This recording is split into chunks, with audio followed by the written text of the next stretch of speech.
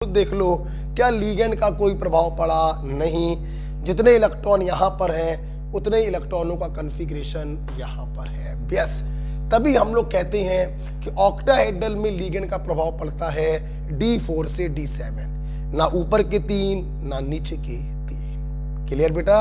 तो इस प्रकार से आप लोगों ने ऑक्टाहेड्रल कॉम्प्लेक्स में क्रिस्टल फील्ड थ्योरी को पढ़ा और कॉन्फ़िगरेशन कैसे लिखते हैं वो सीखा। आप इसको बनाएंगे।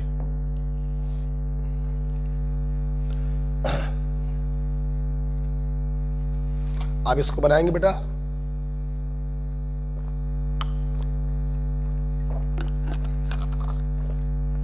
पॉज मत करिए, आप ऐसे ही बना लीजिए मेरे सामने।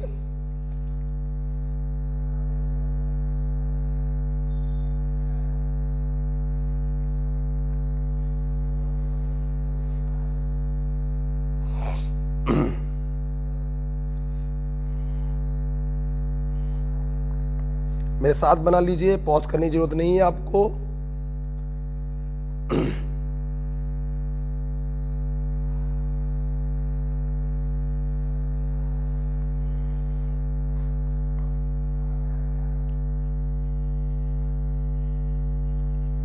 ओके, और इसको पढ़ने के बाद हम लोग जा रहे हैं अपने मेन क्वेश्चन की तरफ, जो आपके नीट में पूछा जाता है। मैंने कहा था आपके नीट में क्रिस्टल फील्ड स्टेबलाइजेशन एनर्जी पे सवाल आता है। जब आप ये कॉन्फ़िगरेशन बनाना सीखते हैं तभी उसको निकाल पाएंगे। लिगेंड अगर स्ट्रांग है तो पहले T2G भरा जाएगा फिर इजी, और लिगेंड अगर वीक है तो दोनों एक साथ भरे जाएंगे। राइट, आइए इसके ऊपर एक सवाल करते हैं। लिख लिया होगा मेरे ख्याल से, आपको ये भी लिखना हो तो ये भी लिख लेना कि इनके ऊपर लिगेंड का प्रभाव क्यों नहीं पड़ रहा है। स्ट्रांग हो या वीक हो, कॉन्फ़िगरेशन दोनों में सेम आ रहे हैं। अब देखिए एक क्वेश्चन आया,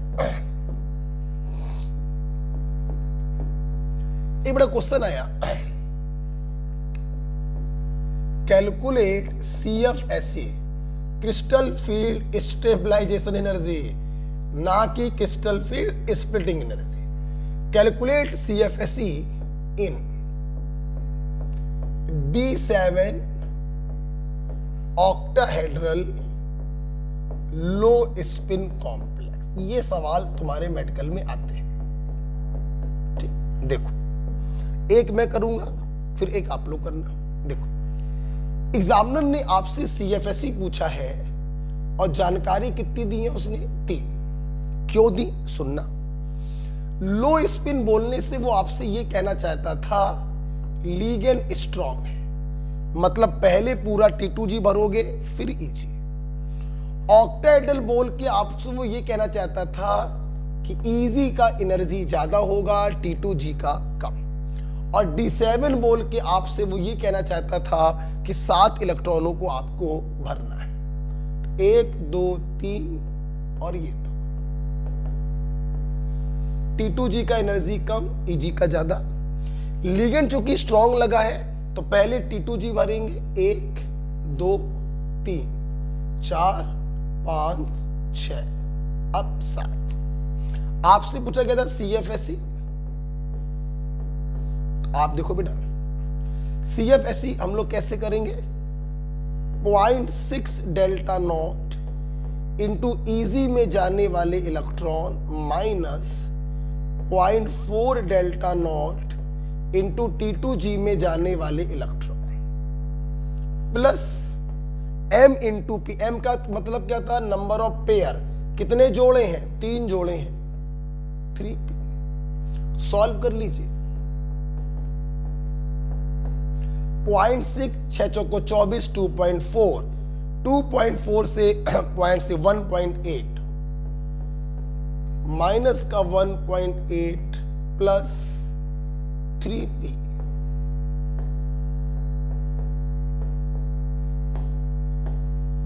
this is your answer. Okay, लिख लेंगे। तो ऐसे क्वेश्चन बच्चों आपके एग्जाम में आते हैं। यही बेटा नीट का क्वेश्चन है। क्रिस्टल फील्ड स्टेबलाइजेशन एनर्जी आपसे पूछते हैं और इस प्रकार से 3 इंफॉर्मेशन आपको दी जाती है।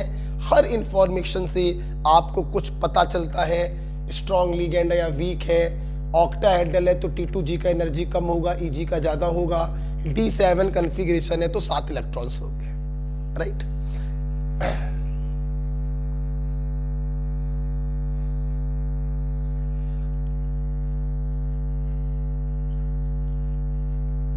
ओके,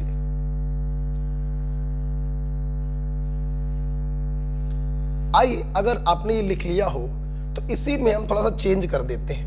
देखना, इसी में थोड़ा चेंज कर देते हैं। चेंज करने के बाद पहले आप लोग करेंगे वीडियो पॉज करके और फिर मैच करेंगे, राइट।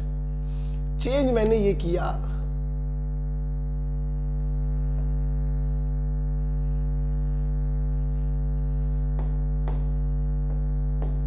मैंने यहां पे हाई स्पिन लिखा। अब सबसे पहले वीडियो को पॉज करके आप करिए इस सवाल को, ठीक। अब जरा हमसे मैच करिए। हाई स्पिन का मतलब है वीकली, ऑक्टेहेड्रल का मतलब अभी भी वही है, D7 का मतलब अभी भी वही है, T2G low energy level, EG high energy level. वो ज्यादा ही हाई हो गया, थोड़ा नीचे कर देते हैं। अब लिगेंड आपका वीक है तो पांचों एक साथ भरे जाएंगे, 1 2 3 4 5 6 7, ठीक। CFSE 0.6 delta not into EG वाले electron minus 0.4 delta not into T2G वाले इलेक्ट्रॉन प्लस जोड़े कितने हैं 2p, 6 दूनी 12, 5 को 20, तो माइनस का 0.8 delta not plus 2p। This is crystal field stabilization energy.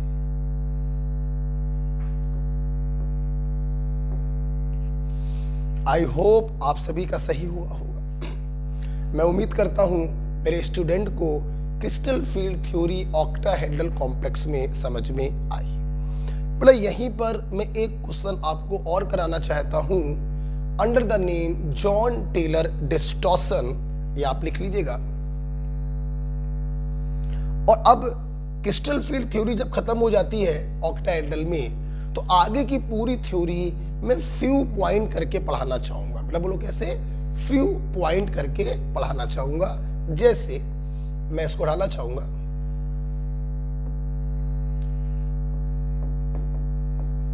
Few point. Few point में पहला पॉइंट याद करोगे तो फायदे में रहोगे। क्या लिखेंगे, D0 D5 week ligand and D10 have 0 CFSE in both octahedral and tetrahedral complex।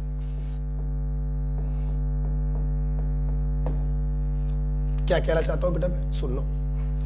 अगर कोई कॉम्प्लेक्स आपको दिया, मान लो FeCN का होल 6-4, आपसे पूछा गया इसकी क्रिस्टल फील्ड स्टेबलाइजेशन एनर्जी 0 होगी कि नहीं, आप क्या करोगे? आप उस मेटल का प्लस उसके ऑक्सीडेशन स्टेट में कॉन्फ़िगरेशन लिखोगे, D इलेक्ट्रॉनों को देखोगे, D इलेक्ट्रॉन को T2G और EG में डिवाइड करोगे according to crystal field theory, और फिर CFSE को निकालोगे। बहुत समय चला गया। मेरा कहना है रट डालो। अगर किसी मेटल आयन के D ऑर्बिटल में 0 इलेक्ट्रॉन हो या 10 इलेक्ट्रॉन हो, तो लिगेंड भाई जी कुछ भी लगा हो, कॉम्प्लेक्स भाई जी कुछ भी हो, ऑक्टाहेड्रल या टेट्राहेड्रल, उसका CFSE 0 होगा। और अगर उसके D ऑर्बिटल में 5 इलेक्ट्रॉन है और लिगेंड लगा हो वीक लिगेंड, तो भी उसका CFSE 0 होगा। मतलब D0 D10 में तो लिगेंड की भी कंडीशन नहीं है, क्योंकि आपको मालूम है ऊपर के 3 और नीचे के 3 में लिगेंड का प्रभाव नहीं पड़ता। लेकिन बीच के 4 D4, D5, D6, D7 में लिगेंड का प्रभाव पड़ता है, तो यहां पे ध्यान रखिएगा वीक लिगेंड, तो इसका CFSE क्या होगा? 0। आइए फॉर एग्जाम्पल के तौर पर हम देखते हैं। मान लो बच्चों, मान लो, फील करो सर, फील करो, मैंने ये दिया,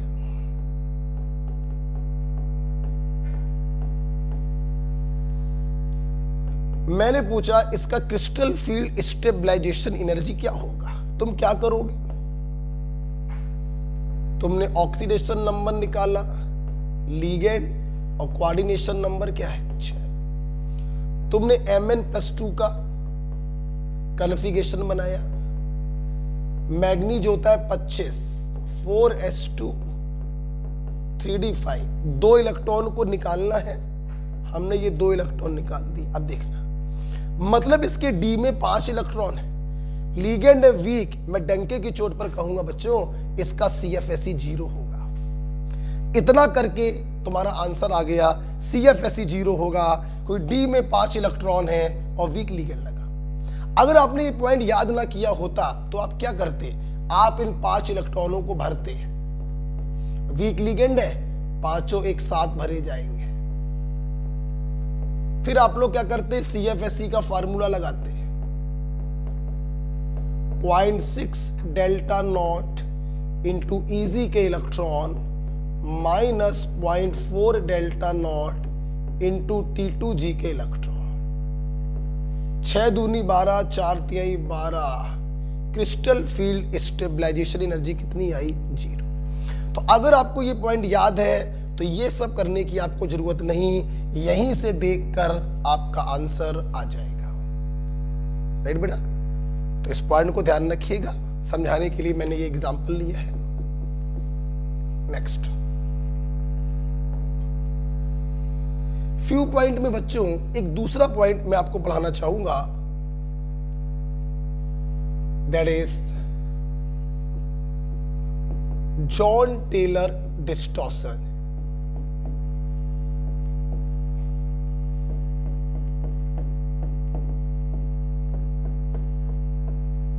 इसे बच्चों हम लोग टेट्रागोनल इलॉन्गेशन भी कहते हैं। इसे बच्चों हम लोग टेट्रागोनल इलॉन्गेशन भी कहते हैं। कुछ नहीं बेटा, कुछ नहीं देखना है आपको, इसमें सिर्फ देखना है CFT लगाने के बाद अनसिमेट्रिकल EG, बस। अनसिमेट्रिकल EG का मतलब EG में जो 2 ऑर्बिटल होते हैं, एक में इलेक्ट्रॉन हो दूसरे में ना हो, या एक में 2 इलेक्ट्रॉन हो और एक में 1 इलेक्ट्रॉन हो, this is unsymmetrical EG। Okay, Jahn Teller distortion is the concept of unsymmetrical EG orbital. लिखो चाहे ना लिखो, जो भी कन्फिगरेशन आप अगर बनाएं, अगर उसमें अनसिमेट्रिकल EG है तो हम कहेंगे वो जॉन टेलर डिस्टॉर्शन शो करेगा। अगर EG सिमेट्रिकल हो जाए तो जॉन टेलर डिस्टॉर्शन शो नहीं करेगा। राइट, बस इतना ही होता है आपका जॉन टेलर डिस्टॉर्शन, कुछ और एक्स्ट्रा पढ़ने की आवश्यकता ही नहीं है। सवाल ही एक ही आता है, कन्फिगरेशन दिया जाएगा, बताइए डिस्टॉर्शन शो करेगा या नहीं करेगा। ओके बेटा, तो आइए सिर्फ आपको चेक करना है अनसिमेट्रिकल EG, जैसे मैंने आपको दिया,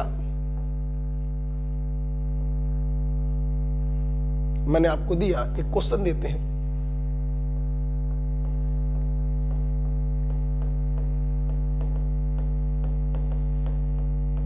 distortion is shown by, option है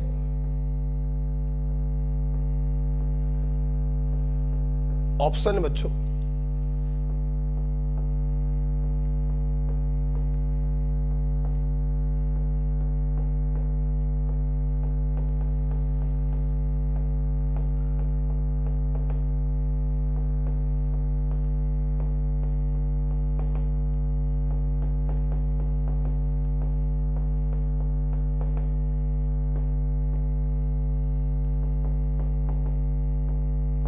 अच्छा बेटा जस्ट मिनट, आप तो देख रहे होंगे जब मैंने जॉन टेलर डिस्टॉर्शन पूछा तो मैंने डी इलेक्ट्रॉन बताए, लिगेंड का नेचर बताया, मैंने ऑक्टाहेड्रल या टेट्राहेड्रल नहीं बोला, क्योंकि Jahn Teller distortion is related with octahedral. ये अंडरस्टूड होता है कि ये ऑक्टाहेड्रल का ही केस है, मतलब बच्चों T2G का एनर्जी कम होगा और EG का ज्यादा।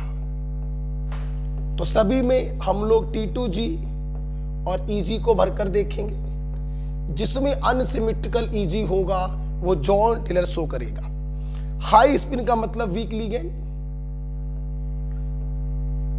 लो स्पिन का मतलब स्ट्रॉन्ग लिगेंड। पहले भरा जाएगा T2G, फिर भरा जाएगा EG। उम्मीद करते हैं आंसर आ चुका होगा।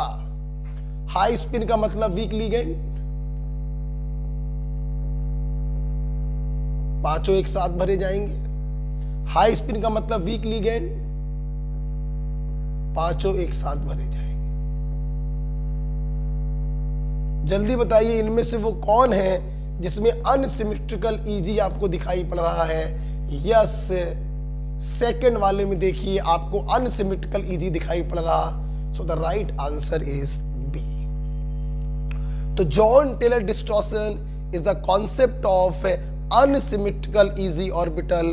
अगर अनसिमेट्रिकल EG है तो जॉन टेलर डिस्टॉर्शन होगा, राइट। बच्चों जब आप लोग ये काम कर लेते हैं तो यहां पर मैं आपको एक बात ये भी बताना चाहूंगा कि वैसे तो जॉन टेलर अनसिमेट्रिकल EG का कॉन्सेप्ट होता है, जहां पर अनसिमेट्रिकल EG आए आप उसको टिक कर दो, परंतु अगर अनसिमेट्रिकल EG से आंसर ना आए तो बच्चों आप चेक करेंगे अनसिमेट्रिकल T2G।